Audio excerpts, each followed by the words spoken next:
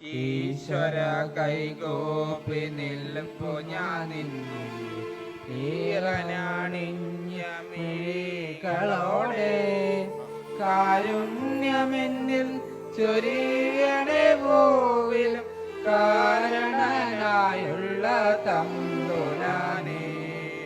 അച്ഛനും അമ്മയും എന്തു പറഞ്ഞാലും അക്ഷരം തെറ്റാതനുസരിച്ചും